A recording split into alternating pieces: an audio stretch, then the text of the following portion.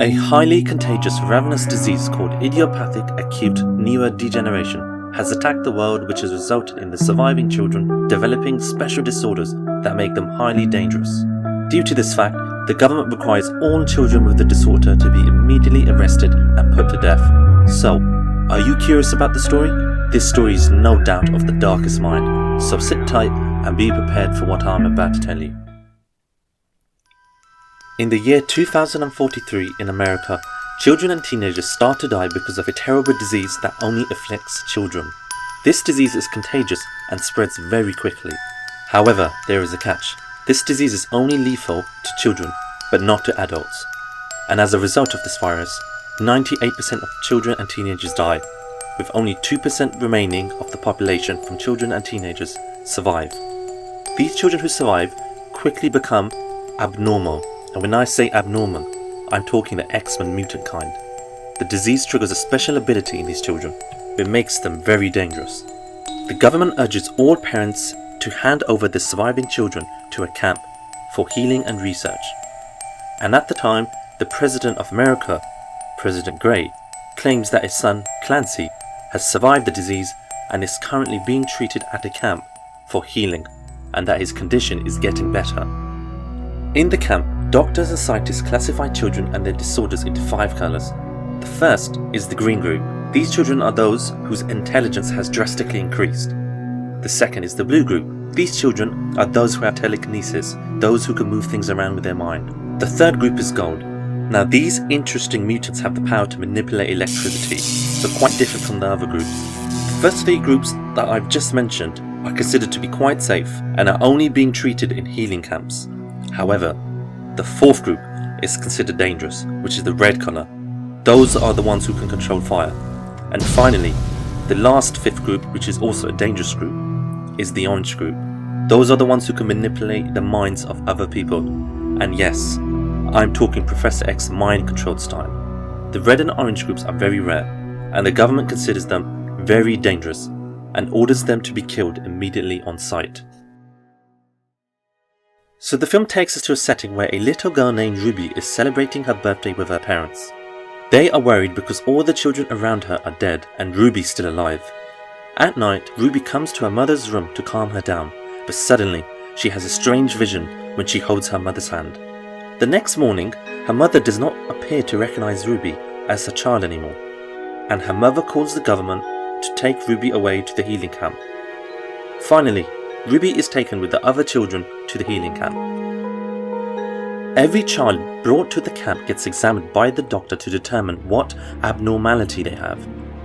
Ruby is taken to the examination where she is identified as being orange. Now this is the most dangerous group that can control other people's minds. Therefore, the doctor deems this as extremely dangerous and immediately wants to inject Ruby with a lethal injection. However, Ruby is able to control his mind and convince him that she is green, the children whose intelligence has drastically improved and is not considered dangerous.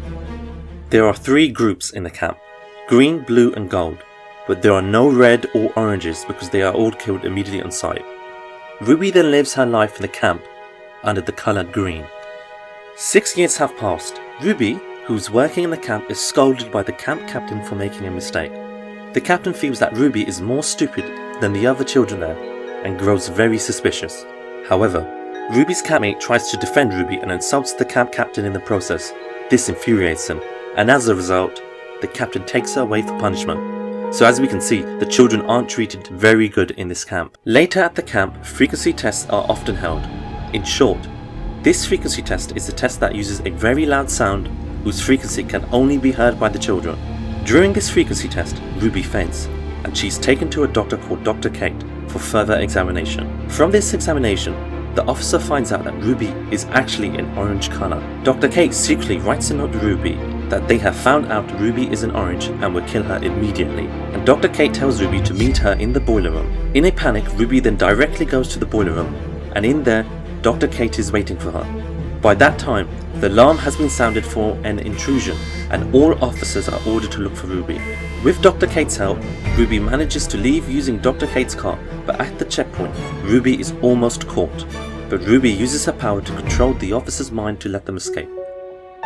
Finally, after 6 years, Ruby manages to get out of the camp. In the car, Kate gives Ruby a panic button that can be activated as a tracker if she is in danger. Kate explains that she's part of the Children's League, whose mission it is to save children from the camp and fight the government. Kate takes her to a gas station to meet her boyfriend, Rob, who's also on a child rescue mission. But when Ruby almost falls and holds Rob's hand, she has a vision of Rob, who seems to like abusing children. Ruby becomes suspicious of their motives. When Ruby changes her clothes at a shop, she suddenly sees a small girl who can manipulate electricity. The girl then runs away when she sees Ruby, and Ruby chases after her. The girl then gets into a van, and Ruby follows her to hide from Dr. Kate. It turns out that the little girl is called Zoo, and she is a mute, and always wears gloves due to her ability. Zoo is accompanied by two friends called Liam and Charles. Liam is blue with telekinesis ability, and Charles is green, who possesses extra intelligence.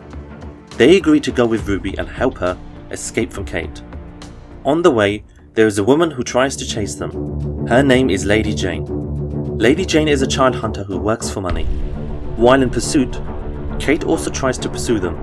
However, Liam uses his telekinesis power to harass them by scattering the leaves, cracking the road, and even knocking down the trees. As a result, they are able to escape.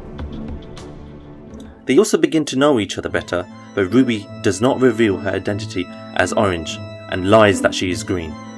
Liam explains that they are on their way down the East River to a group of children led by a mysterious person nicknamed the Slip Kid. They don't know the identity of the Slip Kid, but it looks like he's an Orange who can control people's minds. Liam also explains that Ruby can't go back to her house because it won't be safe. He also explains that Children's League, led by Dr. Kate, is not a good place to stay. He explains he used to be in the Children's League, whereby they train children to use their abilities to fight against the government. Liam didn't like the idea of becoming a soldier, and so he eventually left the League. At the camp, the doctor who examined Ruby is scolded by the camp captain for putting her in the green group. It is revealed that the camp captain uses a child in the red group to torture him. He is burnt alive in that room. Ruby and the others then spend a night at the inn. Ruby remembers the time with her parents. It is revealed that she couldn't really control her ability, and because of that, she accidentally erased her parents' memories of her when she was a child. While sleeping, Ruby accidentally touches Zoo's hand and then gets a memory that Zoo used to be in a government concentration camp. But eventually, she and hundreds of other children rebelled and fled, and the rebellion was led by Liam. Because of the trauma during her life at the camp, Zoo became mute. In the morning, they go to a long abandoned mall to shop and pick up some supplies. They really enjoy their moment together since they have never had a normal childhood. But suddenly, their bodies are lifted and controlled by a group of people. Luckily, Zoo uses her electric power to stop it. It turns out they are also a group of children who have telekinesis abilities. At night, they talk about the Children's Association in the East River and its very secret nature.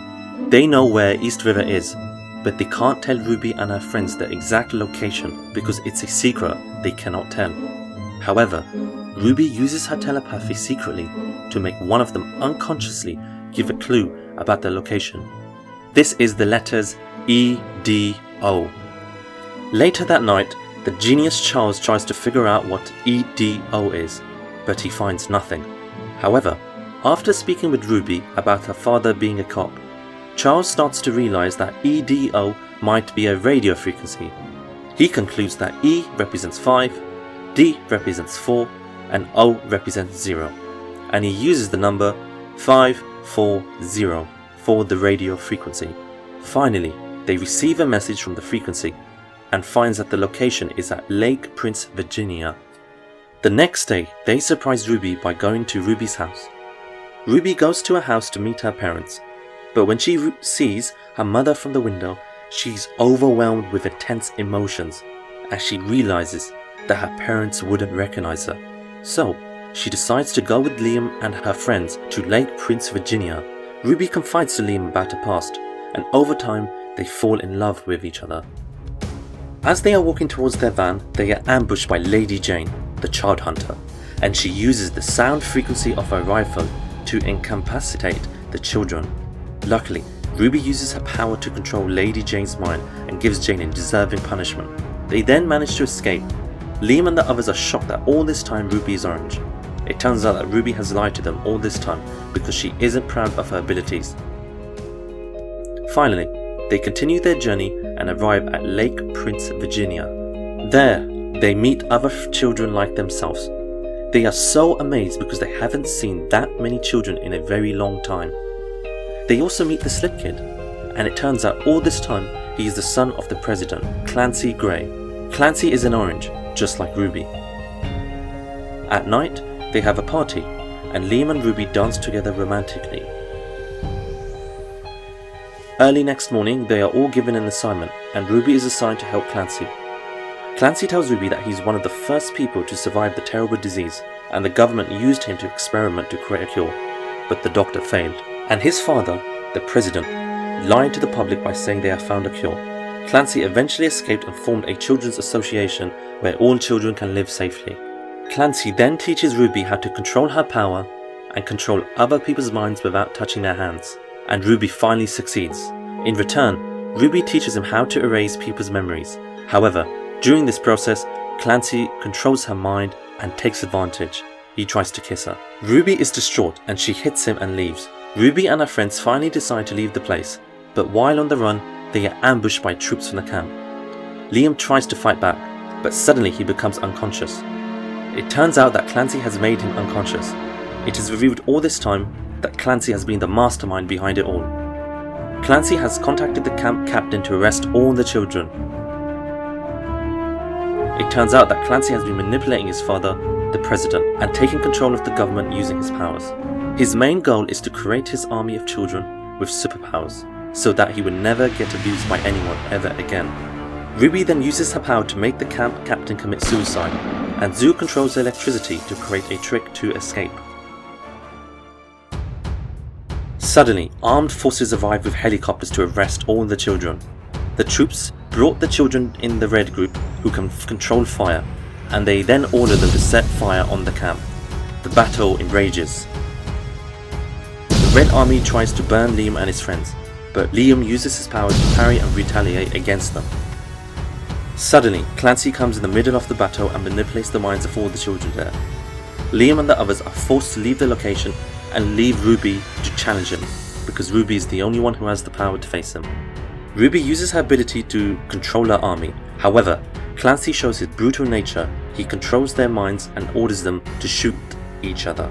Clancy then tries to use his new memory, erasing powers, to turn Ruby to his side and forget her friends. But Ruby uses her power to control the pilot's mind, and the helicopter crashes and explodes. Ruby manages to escape the explosion with the help of Charles, but unfortunately, Charles gets burned, and he's severely injured, leaving Ruby no choice but to use her panic button to call the Children's League for help. The next morning, the League squad comes to pick them all up. Charles is immediately taken to hospital for treatment, while Zoo is adopted by a good family. But Liam is arrested by the League because he's betrayed the League before. The League considers Liam someone who knows too much about the League and cannot be left free. Ruby meets Kate and bargains to release Liam by promising to be a soldier in the League and fight against the government alongside them. However, Kate is sure that Liam will never leave Ruby and he won't let Ruby join the League. So when Ruby then finally meets Liam again, Liam explains that he wants the two of them to stay together and discuss plans for both of them in the future. But Ruby is forced to erase herself from Liam's memory so that Liam can be released and so that she can join and fight with the Children's League. All memories of Ruby, from their first meeting in the van, chatting together and dancing together, begin to fade away from Liam's mind. Suddenly, Liam doesn't remember anything about Ruby, and then Liam leaves. Ruby then cries as she sees Liam leave. At the end of the story, Ruby joins and trains with the Children's League, but there is more. The struggle of Ruby and her friends is far from over, because it turns out that Clancy is still alive, and a fierce battle between the two sides will be inevitable. And that's the ending of The Darkest Minds. If you enjoyed watching this video, please like and subscribe, and watch all our other videos in our channel. Thank you and see you next time. Hope you enjoyed it.